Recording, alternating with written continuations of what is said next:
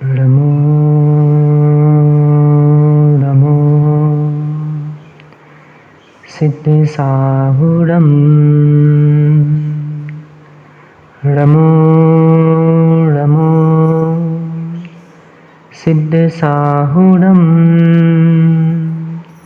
नमो नमो सिद्धसाहुरम् चौबीसं तिथरे उसहाई वीर पश्चिमे बंदे सवे सगड़गड़ हरे सिद्धे से नमन सामी रमिदुण वर्धमानं परमपाणं जिनन्ति शुद्धेन वोच्छामिदयसारं सायान्नयारधं मेनम्।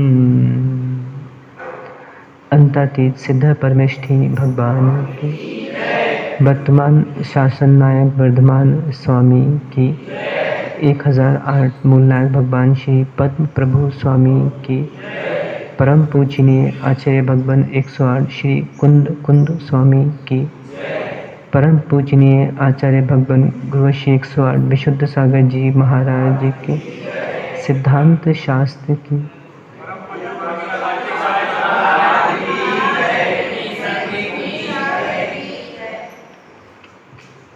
भवबंधु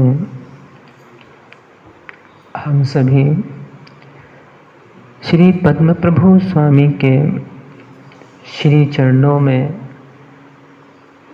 शिव श्री की प्राप्ति के लिए श्री जिन देशना का श्रवण कर रहे हैं। जीवन का कोई सार है तो वह रैन सार है। इसकी प्राप्ति जिसने की है, निर्वाण की प्राप्ति उसने की है। निर्वाण प्राप्ति का इच्छुक जीव पुण्य अर्जन के लिए सतत प्रयास करता है। वो ये विचार करता है कि एन केन प्रकारेण यदि मेरे द्वारा पुण्यकृत नहीं हुआ तो मेरा क्या होगा। विचार करो, पुण्य का अर्जन जीव दो प्रकार से करता है। एक भोग के निमित्त, दूसरा मोक्ष के निमित्त। संतोष कुमार जी, कि ये चोला किस लिए पहना हुआ है? ये चोला जो पहन के आया ना, पीला चोला, ये चोला किस लिए पहना है? क्या इच्छा रखते हो भगवान से? क्या मांगते हो? पापों का क्षय हो, घर में पाप करो और हे भगवान पापों का क्षय हो। अहो आश्चर्य, गूंदरा आटा, उसको बेसन की पपड़ियाँ खानी है, कैसे मिलेगी? आज एक जीव भगवान के चरणों में आता है सांसारिक इच्छाओं को लेकर। इसका सम्यक दर्शन अभी लगता है इसको श्रद्धान घटित हो गया। विचार करो, यहाँ पे आचार्य महाराज गाथा नंबर 43 में संरक्षण की महिमा कह रहे हैं कि जब तक एक दृढ़ श्रद्धा नहीं होगी, उसके बिना कितना ही ज्ञान करना, कितना ही चारित करना, कोई कार्यकारी नहीं होगा। मुझे यहाँ मैवा में अनार का पेड़ लगाना है कोई जगह वगह है किसी के यहाँ? एक अनार का पेड़ लगाना चाहते हैं। पुत्तूलाल जी है क्या जगह कहीं? खेत वेत है कोई खेत? पुत्तूलाल जी अनार का पेड़ लगाना चाहते हैं यहाँ पे 50-100, पर ध्यान रखना बीज नहीं देंगे। बिल्ली भाई है जगह घर में, पर बीज नहीं देंगे, ध्यान रखना। और पेड़ लगाना हमको अनार का। कैसे संभव है?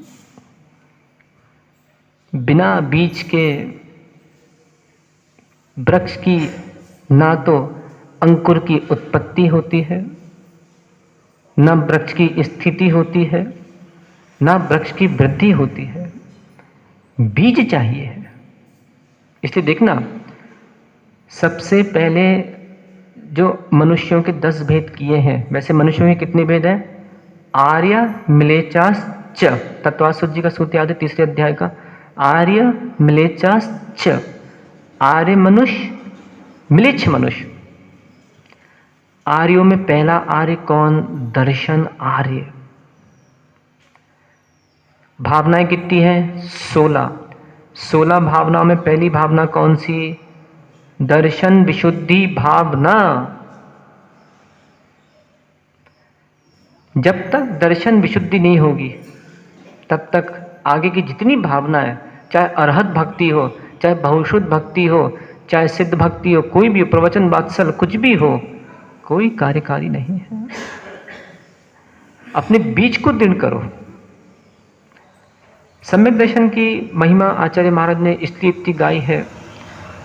कुछ लोगों ने इसको एकांत में ले लिया कि नहीं, चारित्र कुछ नहीं है, सम्यक दर्शन बस हम तो, हमारे जैसे लोग बहुत सारे बोलते पाए जाते ना, देखो भैया हमारा मन शुद्ध है जी, क्या रखा अभिषेक पूजा में।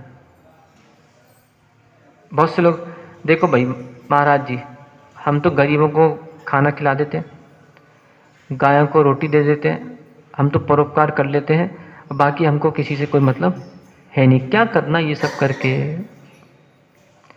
ऐसे जीवों की धारणा अभी थोड़ा सा बदलना पड़ेगा। आज देखते हैं ना, अपन बहुत सारे अनुयायी देश में हैं जिन्होंने मात्र अभी अपने आप को 100 में से 90 लोग बोलते हैं हम मिथ्या दृष्टि हैं, जबकि इनको सम्यक दर्शन के 2 भेद करना चाहिए है। एक सराग सम्यक दर्शन है, दूसरा वीतराग सम्यक दर्शन है।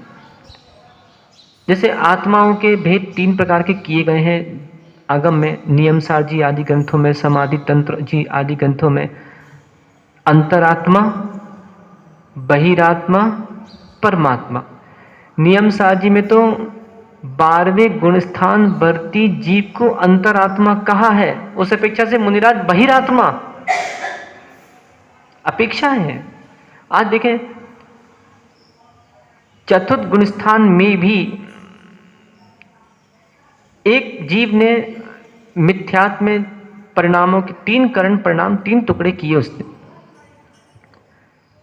और पहले गुणस्थान से छलांग लगाई, चतुर्थ गुणस्थान को उसने प्राप्त किया।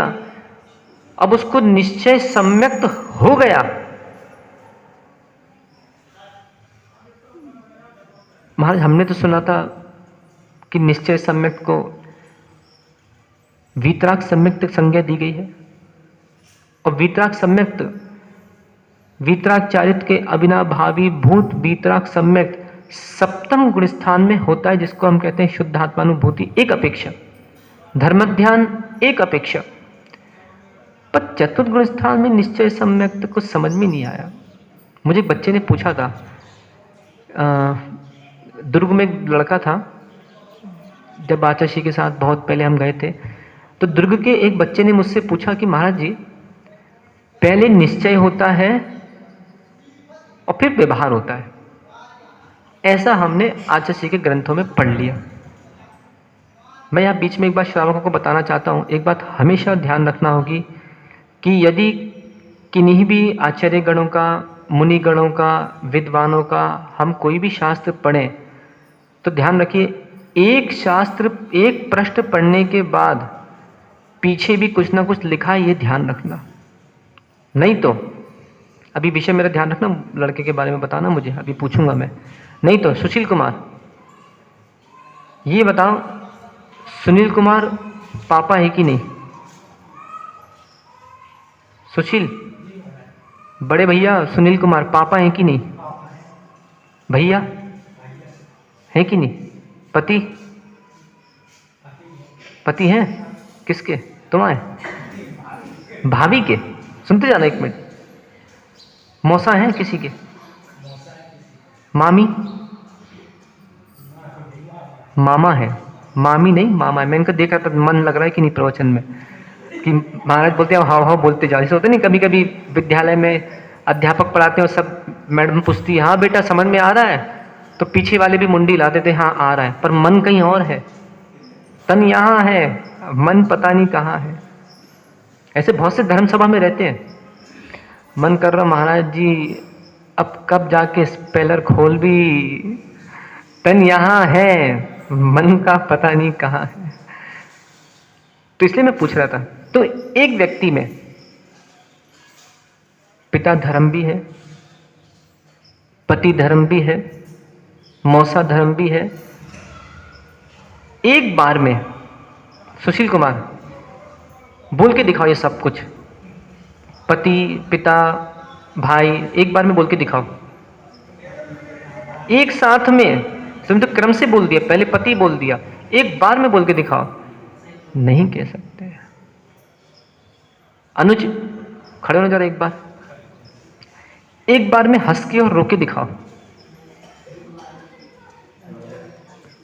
नहीं कर सकते। तो बैठ जाओ, बैठ जाओ, बैठ जाओ। एक बार में एक ही पर्याय होगी, आत्मनि हर्ष विषादादि वत। आचार्य माणिकनंदी स्वामी हुए जिन्होंने महान ग्रंथ श्री परीक्षा मुख सूत्र जी रचा, उसमें उन्होंने कहा एक बार में एक पर्याय, या तो एक समय में व्यक्ति पति होगा या एक समय में पिता होगा, ऐसा नहीं, एक समय में वो सब है उसके अंदर, पर जब कहने की बात आएगी तो एक बार में एक ही धर्म को कहना होगा। आचार्यों की विवक्षाएं हैं। आज बहुत से श्रावक देख रहे हैं कि उदास हो जाते हैं, महाराज जी ने ऐसा कहा, वो महाराज जी ने अन्य दूसरी विवक्षाएं दे दी, समझ में नहीं आ रहा क्या सही है क्या गलत है। विवक्षाएं समझ लो कुछ सब सही है, कोई चिंता वाली बात नहीं। आज देखते हैं अपने जैन धर्म के पुराणों में भी, आज एक ग्रंथ में कुछ बात लिखी है तो दूसरे ग्रंथ में वही विषय पर दूसरी बात भी आज पढ़ने में आती है। तो उसमें क्या करोगे, ग्रंथ को झूठा नहीं कहना, उसमें क्या कहना है, ठीक है पद्म पुराण के अनुसार ये विषय है, महापुराण के अनुसार यह विषय है, क्या सही है क्या गलत है जब हम स्वयं केवली बनेंगे तब जान लेंगे। पर हमारा कर्तव्य इतना है, जिनवाणी के विरोध में नहीं कह सकते। तो वो बच्चे ने मुझसे पूछा कि महाराज जी निश्चय पूर्वक, पहले निश्चय होता है फिर व्यवहार होता है। तो हमने कहा ये भ्रमित हो गया, यहाँ पे हमको क्या ग्रहण करना है, चतुर्थ गुणस्थान में निश्चय सम्यक दर्शन हो गया, मतलब कि चतुर्थ गुणस्थान में निश्चित हो गया कि अब यह जीव मिथ्यात्व नहीं है, इसको सम्यक की प्राप्ति हो चुकी है। पर वास्तव में जो निश्चय सम्यक दर्शन आगम में कहा गया है, सप्तम गुणस्थान में निश्चय सम्यक दर्शन होता है, जिसको हम कहते हैं वीतराग सम्यक दर्शन। वो कब होगा, जब वीतराग चारित्र होगा। सम्यक दर्शन की जीव तीन प्रकार से उसको समझ सकता है, औष्मिक सम्यक दर्शन, क्षयस्मिक सम्यक दर्शन, छायिक सम्यक दर्शन। जैसे मैंने कल बताया था, कर्म के उपशम से, जैसे मान लीजिए एक बाल्टी भर के और मैं यीशु से कहूँ ये बाल्टी यहाँ पे भर दी है और नीचे मिट्टी डाल दी है और पूरी बाल्टी अपने घर तक ले जाना है, पानी मैला नहीं होना सकता, पानी मैला नहीं होना चाहिए, कर सकते हो? क्यों? हलेगा तो गंदा हो जाएगा, हलेगा तो गंदा हो जाएगा, पर कुछ समय के लिए निर्मल है। औष्मिक सम्यक दर्शन छायिक सम्यक दर्शन के समान होता है, पर कुछ समय बाद, अंतर्मुहूर्त बाद वो मलिन हो जाता है। ऐसी एक जीव औष्मिक सम्यक दर्शन को एक भाव में अनेक बार प्राप्त करता है। दो प्रकार के आगम में कहे गए हैं, प्रशमोक्त सम्यक, प्रशमोक्त सम्यक, द्वितीयोपशम सम्यक। अर्थात जब मिथ्या दृष्टि जीव पहली बार उपशम सम्यक प्राप्त करता है वो प्रश्नोत्तर सम्यक कहलाता है, और जब श्रेणी आरोहण के समय प्राप्त करता है वो द्वितीयोपशम सम्यक कहलाता है। अब यहाँ पे ये बात आ रही है कि वर्तमान में जो सम्यक दर्शन है, क्षयोपशमिक मलिनता आ जाती है, कोई बात नहीं। ये मत समझना जैसे मान लो कभी किसी का मन नहीं कर रहा, आज मैं पूजा नहीं करूँगा, आज मन नहीं हो रहा, तो ये विचार करना कि आज मन नहीं हो रहा, कोई बात नहीं, कल होगा, पर पूजा करते रहना। इसलिए मैंने पहले भी कहा था, मन को राजा मत बनाओ, मन के राजा बनो। मन के राजा बनोगे तो कल्याण हो सकता है, क्योंकि मन को राजा बना दिया। आज मन नहीं कर रहा मंदिर जाने का, ये किसको राजा बना दिया? मन को। मन कह रहा है मंदिर मत जाओ, नहीं आया। कभी ऐसा भी होता होगा, पवन कुमार, भोजन करने का मन नहीं करता, होता है कभी ऐसा? पेट भरता कि नहीं? एक माँ भी जब बच्चा बचपन में दवा खाने के लिए मना करता था, कड़वी है कड़वी है कड़वी है, तो मुंह में डाली कि नहीं स्पर्श, जबरदस्ती मुंह पकड़ के? बोलो ना, याद है? अंश याद आ रही है कि बचपन की, जब जबरदस्ती मुंह खोल के अंदर डाल दी थी दवा, रोग ठीक हुआ था कि नहीं? हॉस्पिटल भी जाओ, कहीं बच्चा आनाकानी करता ना, तो डॉक्टर भी चड्डी उतार के लगा देता इंजेक्शन, चुप, उसका रोग ठीक हो जाता है। ऐसे ही मुनिराज भी वैद्य का कार्य करते हैं।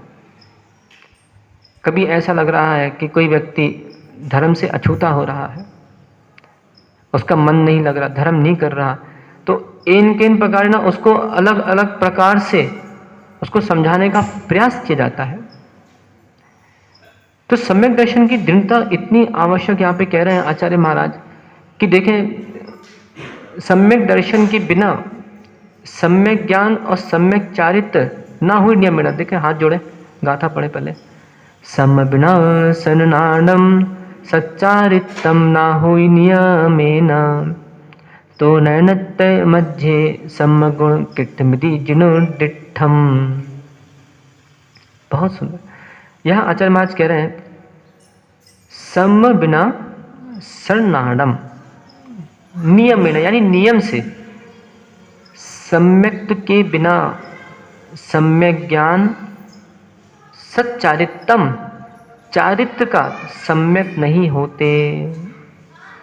याद करो अग्निभूति की, इंद्रभूति की याद करो, ज्ञान था, मिथ्या ज्ञान था, और जैसी वही इंद्रभूति भगवान के समो शरण में गया, मान स्तंभ को देखा और मान स्तंभ हो गया, पूरा ज्ञान सम्यक हो गया। ऐसे यहां क्या कह रहे हैं, सम बिना, जब तक सम्यक्त नहीं होगा, था सम्यक दर्शन और सम्यक तो एक अर्थ, हमको एक ही ग्रहण करना है। पुनः मैंने बताया था, कल फिर से समझ लें, सम्यक दर्शन, दर्शन से ग्रहण करना है श्रद्धा, और सम्यक मतलब सच्ची, सच्ची श्रद्धा जिसको है, अर्थात सच्ची श्रद्धा मतलब सम्यक दर्शन जिसको है, वो कौन है? सम्यक दृष्टि। अब बताओ यहाँ कितने सम्यक दृष्टि है? बताओ हाथ खड़ा करके, कितने सम्यक दृष्टि है? क्या सम्यक दृष्टि नहीं है? महवम एक भी? हाँ, कौन है? सच्ची श्रद्धा आ रही है क्या? सच्ची श्रद्धा सच्चे देव के प्रति है क्या? सच्ची श्रद्धा सच्चे शास्त्र के प्रति है क्या? सच्ची श्रद्धा सच्चे गुरु के प्रति है क्या? सच्ची श्रद्धा क्या मिथ्या देव के प्रति है क्या? तो बाबू भी मुंडी, इसमें भी मुंडी हिला रहे। सच्ची श्रद्धा मिथ्या देव के प्रति है क्या? यदि एक जैनी भाई सुबह सुदेव, शाम को कुदेव, अभी कल इसमें जो गाथा नंबर आगे की आ रही है 44 नंबर की, मिथ्यात्व का फल आचार्य महाराज कह रहे हैं। सम्यक दृष्टि जी यदि आवृत्ति भी है, तो ध्यान रखना, देव बनना घट्टू अच्छा है कि बुरा? देव बनना अच्छा है कि बुरा?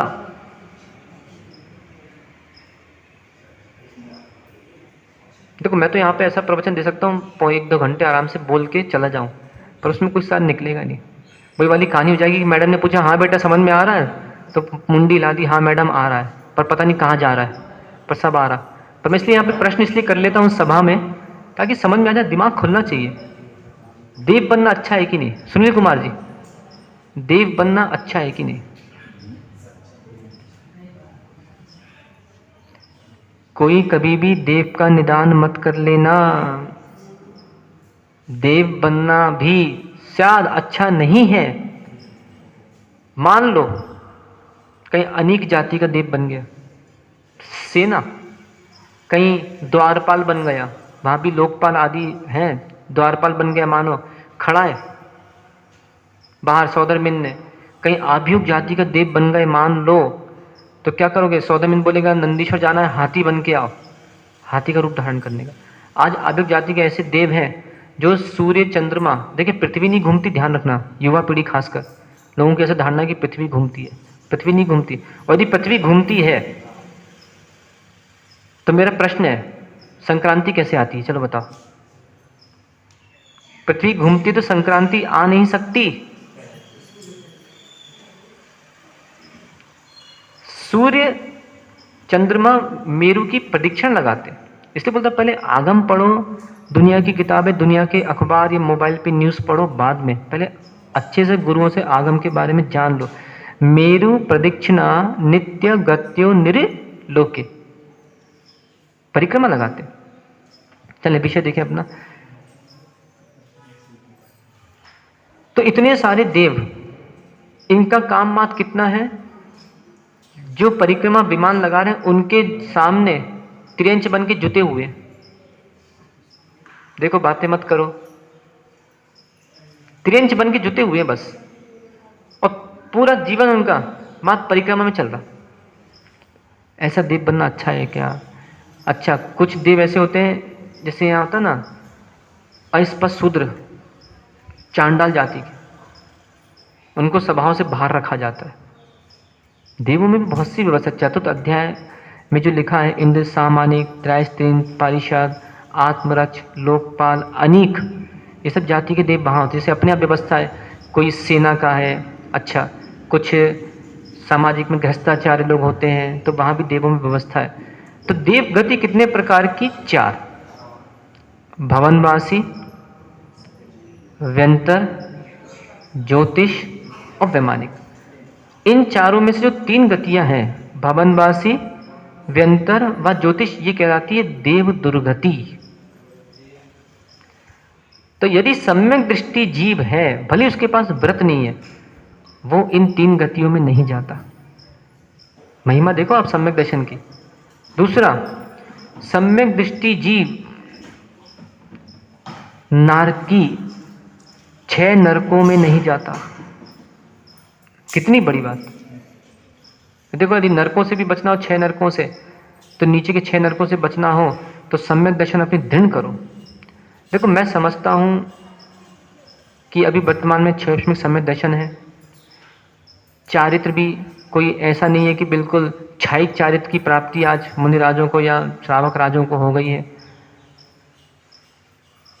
अन्वेषण करते चलो, संभालते चलोगे तो संभल जाओगे। एक छोटा सूत्र याद करो, सुनियोजित कल देता है सुफल। अच्छे से बोलो, सुनियोजित कल देता है सुफल। नियोजन अच्छा होगा तो आगे का प्रयोजन भी अच्छा होगा। और नियोजन अच्छा नहीं है कि चलो देख भी अब क्या करना है, सोचेंगे। जैसे कभी कभी चौके में नहीं होता, जैसे मान लो अंत में कोई सामग्री लेना है, तो ये जो पूर्व नियोजन नहीं, मान लो दलिया चल रहा है या चावल चल रहा है और अंत में पानी लेना है, और कहीं पूर्व नियोजन नहीं है, तो जैसे क्रिकेट में देखा है कभी, जैसे एक फिल्म आई थी बहुत पहले, आप लोग क्या होगा, लगान। तो जहाँ बोल जाती थी सबके सब सारे गांव देहात के वहीं जाते थे, दौड़ते थे, याद आ रहा है। तो ऐसी चौके में क्या होता है, कभी कभी यदि पूर्व नियोजन नहीं है तो जैसी महाराज जी ने जल की अंजलि बनाई तो सबके सब एक साथ पानी का है, पानी का है, पानी का है, पानी का है। पता चला सामने का महाराज अकेले खड़े, पूरा ग्राउंड खाली। और इसी में यदि कोई व्यक्ति होता जिसको ये पता है कि अभी मुनिराज को जल लेना है, तो पहले से भैया जल पकड़ के रखो, सुनियोजित। इसको पता है कि चलो कल मुनिराज की देशना 8 बजे होना है, मुझे 7:30 बजे उठ जाना है, या कल 7 बजे 7:15 बजे शांति धारा होना है, मुझे 7 बजे उठ जाना है, सुनियोजित कल। अच्छा मानो यदि प्रवचन में मैं 8:20 पे आऊं तो तुम लोग को कैसा लगेगा? बोलो बोलो। महाराज आप यदि 8:20 पे आए तो ध्यान रखना हम खबर ले भी आपके, हम कितने बजे भी आ सकते हैं, हमारी पूरी छूट है, पर आपकी छूट नहीं। विचार करो, कहीं महाराज जी 2-5 मिनट लेट हो जाए, अरे यार महाराज जी आज समय पे नहीं आए थे, और कहीं स्वयं 30 मिनट 15 मिनट भी लेट हो जाए, तब जाके मोहल्ले में नहीं कहते अरे आज हम समय से नहीं गए थे। विचार तो करो। तो सुनियोजित कल देता है सुफल। इसलिए यदि 6 नरकों में नहीं जाना है नीचे के, देव दुर्गति नहीं कराना हो, तो सम्यक दर्शन दृढ़ करो। और सुनो, सम्यक दृष्टि जीव स्त्री नहीं बनता। जिनको अब अगले भाव में स्त्री नहीं बनना हो, वो सम्यक दर्शन को दृढ़ करे। सम्यक दृष्टि स्त्री नहीं बनेगा। सम्यक दृष्टि जीव दुष्कुल, यानी दुष्कुल में उसका जन्म नहीं होता, उत्तम कुल में जन्म होता है। इसलिए उत्तम कुल में जाना हो तो सम्यक दर्शन को दृढ़ करो। सम्यक दृष्टि जीव विकलेंद्रियों में जन्म नहीं लेता, ना 2 इंद्रिय बनेगा, ना 3 इंद्रिय बनेगा, ना 4 इंद्रिय बनेगा। सम्यक दृष्टि जीव अल्प आयु वाला नहीं होता। अब सोचो इतने लाभ सम्यक दर्शन के। अब गाथा सुनाऊं क्या? सम्यक दर्शन शुद्ध नारक त्रियन नपुंसक स्थित्वानि दुष्कुल विकृताल पाहु दरिद्रताम चा भजति ना वृतिका। दरिद्री नहीं बनता। अब सोचो, ये विचार करो कि आज बताओ पुत्तूलाल जी नपुंसक हो क्या? है नहीं, ये समझ में नहीं आया। मुंडी तुमने ऐसे करो, फिर बोलते नहीं। जोर से बोलो, नपुंसक हो क्या? नहीं। स्त्री हो क्या? नहीं। देव दुर्गति हुई क्या? नहीं। अंग वंग ठीक है ना पूरे? उत्तम कुल में हो कि नहीं हो? दरिद्री हो क्या? नहीं। ये किसका फल दिख रहा है? कि सम्यक दर्शन की दृढ़ता होगी। तो आज जैन कुल उत्तम कुल में कोई अंग भंग कुछ भी नहीं। बताओ ना, हमारे तीनों, तुम्हें 6 उंगलियां हैं क्या? तो आंखें दोनों एक हाथ काने हो क्या? काने हो क्या? आंख ठीक है ना पूरी? पैरों की 10 उंगलियां है ना? अच्छा, नहीं मुझे ऐसा लगता कुछ अंग भंग है, जैसे क्रिया नहीं करते ना, जैसे आहार वाणी देते या अभिषेक नहीं करते कभी, तो मुझे लगता अंग भंग, जैसे रात को सोए तो एक आध उंगली टूट गई और इसलिए हमारे आज सुबह हम आ नहीं पाए अभिषेक करने, ऐसा तो नहीं है ना? सब कुछ है। एक छोटा सा दृष्टांत दे दूं क्या, पुराना वाला, वो सुना देता हूँ फिर से। अजित कुमार ने अच्छा भोजन बनाया घर पे, प्रबल को आमंत्रित किया कि भाई साहब आपको आना है भोजन करने। अच्छा भोजन बनाया, 56 भोग। हाथ जोड़े, भाई साहब प्रारंभ कीजिए। यार अजित वो नहीं है। क्या नहीं है? अच्छा इसको पापड़ चाहिए थोड़ा, चल चावल आवल के पापड़ वापड़ बना दिए। भैया चालू कीजिए। अरे यार अजित वो नहीं है। इसको क्या चाहिए? दिमाग खराब हो गया मेरा तो। चलो अचार वचार परस दो और 2 अचार डाल दिए। अरे इसको फिर से कब चालू कीजिए। अरे अजित वो नहीं है। तो लगा अच्छा ज़्यादा ससुराल में रह के आया है तो लगता है इसको इंदौर का मिर्च मसाला ज़्यादा पसंद आ गया, चलो मिर्च मसाला वाला डाल देता हूँ थोड़ा सा मसाला, इसको जीरा मन इंदौर का खिला देता हूँ इसको मैं। फिर से बोला, आप चालू कर। अब क्या बोले, चालू कर। पहले सम्मान दे रहा था कि चालू कीजिए, और जब उसने सिर दुखा दिया तो भाषा बदल गई। ऐसी इतनी माता है, मैं इनसे कहना चाहता हूँ, पुरुषों का सिर मत दुखाओ, भाषा बदल जाएगी। वो बोलता है सब कुछ है पर वो नहीं है। अब अजित ने बोला क्या नहीं है? बोले यार मित्र, भूख नहीं है।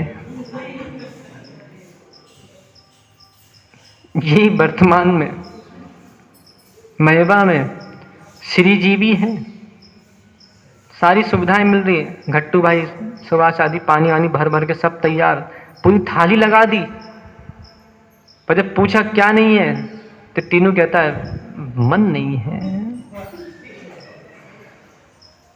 अब क्या कर दे? यदि खाना होता तो मुंह में ठूस दे देते। नहीं तो एक काम करें, कल से मैं एक चीज़ सोच रहा हूँ, यहाँ पे जो लोग को मतलब मंदिर आने में थोड़ा दूर लगता है, जिनके घर बहुत दूर है, 100 मीटर, बहुत दूर कहलाता है ना 100 मीटर, जिनके घर बहुत दूर है 500 मीटर, तो एक काम करते, कल से अपन व्यवस्था कर लेते हैं निकेश भाई, कल से धोती दुपट्टा पहन के आओ, एक मूर्ति अपन यहाँ से निकालते हैं 7 बजे, तो इनके घरों घरों में चल के वहाँ पे इन्हीं से घर से इनके अभिषेक करवाएं इन लोगों से, और फिर मूर्ति घुमा के अपन वापस 8 बजे मंदिर में विराजमान कर दें। चलेगा परवल भाई? क्यों, उसमें क्या हुआ? अपनी तो भगवान है, भगवान नाराज नहीं होंगे, चिंता नहीं करना, हमें भी कोई आपत्ति नहीं है, अपनी तो श्री जी है भाई, कोई बात नहीं। भगवान सोचेगा कि मेरा भक्त मेरे पास नहीं आ रहा, चलो मैं ही चलता हूँ इसके पास। हमारा तो कभी कभी सोचते हैं हम 9 बजे रात को कि एक काम करें, अब संतोष कुमार जी तो आए नहीं, चलो उनके घर ही जाके पैर दबा आए, आ जाए आज से, तीनों घर आ जाए आज से, रात को 9 बजे घर आ जाएंगे, बिल्ली भाई आ जाएंगे आज से, तो एक स्टूल लगा दें, जैसे वो दीक्षा होती है जब, तो बिनौली का कार्यक्रम होता है, दीक्षार्थी आता है तो लोगों ने उसके ऊपर अचार अचार डाल के और गोद भराई वगैरह करते हैं। तो मैं सोचा कल से महबम ऐसा कर लेते हैं, मतलब जो लोग जिनको दूर लगता है, जो आ नहीं पाते, कुछ ऐसे महारथी जिनको लगता है अरे अब इतनी ऊपर अब कौन चढ़े, उसको सिद्धशिला जाना है, ये महबा की छत तो चढ़ नहीं पा रहा, सिद्धशिला कहाँ चढ़ेगा? विचार करो, सोचो तो। और यही कहीं 4थे माले पे कहीं सिनेमा लगी होगी, फिल्म लगी होगी, या इसके खाने के लिए चटोरी जीप के लिए चाट मिल रही होगी, तो 4थे माले पे पहुंच जाएगा। पर सेवा के लिए अरे हमारे पाँव पिरा रहा है, क्या करें? चलो उनके लिए भी मैं छोड़ रख देता हूं, जिनके पाँव पिराते हैं। पहले तुम आना ऊपर, एक चटाई बिछाएंगे, तुम्हें लेटाएंगे उसके ऊपर, हमारे 4 युवा पहले तुम्हारी सेवा करेंगे 5 मिनट, चिंता नहीं कर, सब व्यवस्था रहेगी तेल की, तुम बोलो तो क्या चाहिए तुम्हें। अब पूरी थाली लगा दी और तुम कह रहे हो कि महाराज जी मन नहीं है, अब उसके लिए मैं कहां से लाऊं? काश मैं मना परे ज्ञानी होता तो दूसरे के मन की बात जान लेता, किसे क्या चाहिए।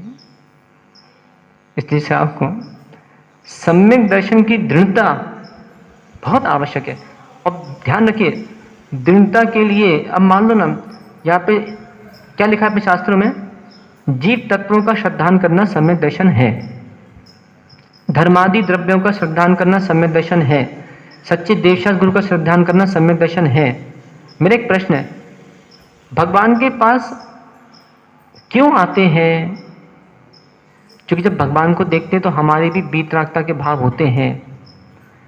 तो ऐसे ही जब हम सच्चे देवशास्त्र गुरु का निमित्त जब तक नहीं होगा तब तक आनंद नहीं आएगा। क्यों घट्टू भाई, कभी पत्नी को देख के वीतरागता के भाव होते हैं? हाँ, 25वीं परमेष्ठी है ना, इसलिए होते हैं। साधु के सामने भी झूठ बोलता है, बताओ। मैं निमित्त की बात कर रहा हूं। किसी के सामने यदि मैं मीठा ले जाऊं तो उसको स्वाद आएगा, और किसी के सामने मीठा ले जाओ तो उसके आंखों में आंसू नहीं आएंगे, और यही कहीं मिर्च ले जाओ आंसू आएंगे। निमित्त निमित्त में अंतर है। ऐसे सम्यक दर्शन की दृढ़ता के लिए निमित्त बहुत आवश्यक है। इसलिए आचार्य महाराज वही समझा रहे हैं कि सम्यक दर्शन के बिना सन्नाड़म संचरितम ना हुई, सम्यक ज्ञान सम्यक चारित नहीं होता। और क्या कह रहे हैं, तो नयनत्ते मध्य रत्नत्रय क्या होता है, सम्यक दर्शन, सम्यक ज्ञान, सम्यक चारित। कभी भी मुनिराज के समक्ष पूछो, नमोस्तु भगवान, आपका रत्नत्रय कैसा है, प्रश्न करो।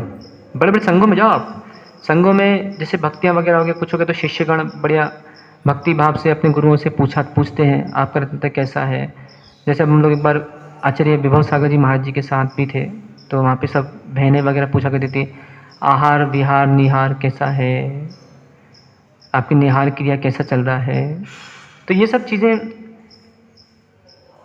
पूछना चाहिए। तो क्या कह रहे, रत्नत्रय, इसलिए क्या कह रहे, रत्नत्रय के मध्य में समगुण किट मिदि, मतलब सम्यक श्रेष्ठ है, उत्कृष्ट उत्कृष्ट यदि जिनुडिठम, ऐसा मैंने नहीं कहा, ऐसा कुंदकुंद स्वामी कह रहे हैं, जिनुडिठम, ऐसा जिनेंद्र प्रभु ने कहा है। इसलिए आज यदि समझ में आ रहा है कि परभव अच्छा हो, तो इसलिए अपने जीवन में सम्यक दर्शन को दिन करके रखना। थोड़ी बहुत शिथिलता आ भी रही है, अपने बचपन को याद करना कि चलो बचपन में भी तो मैं घुटने बल चलता था, गिर गया फिर उठ जाता था, गिर गया फिर उठ जाता था, यदि नहीं उठता आज चल नहीं पाता, उठता गया तो आज चल रहा हूँ। इसलिए ऐसी यदि अपने दर्शन से उठते चले गए तो एक दिन अवश्य चल होकर अचल अवस्था को प्राप्त हो जाओगे। रक्षा करो जीव की रक्षा करो, जीव की रक्षा करो जीव की रक्षा करो। यदि नहीं की रक्षा जीव की तो चलती रहेगी दुकान, कर्म अजीब की। भगवान आदिनाथ स्वामी की।